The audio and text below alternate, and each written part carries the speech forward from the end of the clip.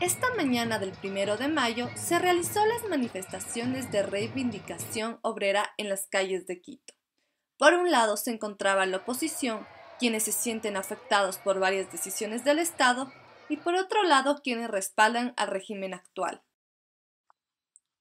La oposición estaba compuesta por varios grupos sociales: el Frente Unitario de Trabajadores, la Unión Nacional de Educadores, Federación Unitaria del Seguro Social, gremios jubilados, la CONAI y otras agrupaciones que salen a rechazar la nueva ley para la justicia laboral, que según ellos afecta sus derechos. La gente que ha salido aquí, yo creo que aparte de marchar por el 1 de mayo, han demostrado un rechazo a las políticas laborales del gobierno. La marcha de rechazo comenzó su concentración en la Caja del Seguro, a la altura del Parque Elegido, avanzando por la 10 de agosto para dirigirse a la calle Sucre y terminando en la Plaza de San Francisco.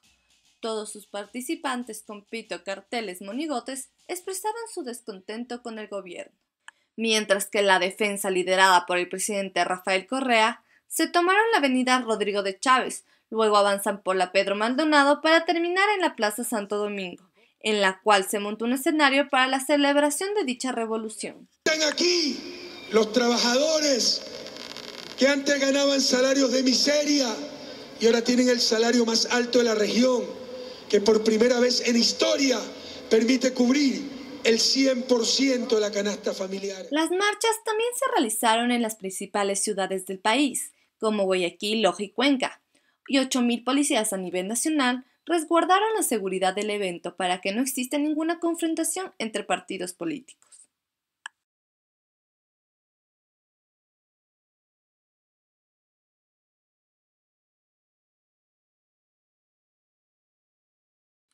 Se conmemora el 1 de mayo como el Día Internacional de la Clase Trabajadora en memoria de todos los obreros que fueron asesinados tras la revuelta de Haymaker, Chicago, tras luchar por mejorar sus condiciones laborales y poner un pare a la explotación. El 1 de mayo de 1886 empezó la huelga general en Estados Unidos, con la iniciativa de pedir una jornada laboral de 8 horas diarias. Sus primeras manifestaciones fueron la destrucción de máquinas, a las cuales se les responsabilizaba de la pérdida de la capacidad adquisitiva del pequeño artesano. Con la llegada de la industrialización se dio un aumento de jornada laboral, la pérdida salarial, el trabajo infantil y la negación de trabajo a gente avanzada de edad. Por todo esto, se logra crear sindicatos para defender sus derechos. De trabajo. 8 horas para trabajar, 8 para descansar y 8 horas para hacer lo que nos dé la gana. 20.000 personas se concentraron en la plaza para levantar su voz. De pronto, un artefacto explosivo estalló entre los policías, produciendo un muerto y varios heridos. La policía abrió fuego contra la multitud, matando e hiriendo a un número desconocido de obreros.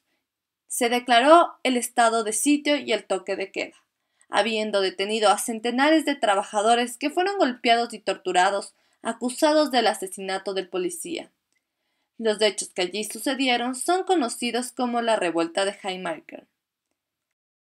A finales de mayo de 1886, varios sectores patronales accedieron a otorgar la jornada de 8 horas a miles de obreros y la remuneración económica de su trabajo. Desde ahí, cada 1 de mayo salen a las calles a conmemorar este día.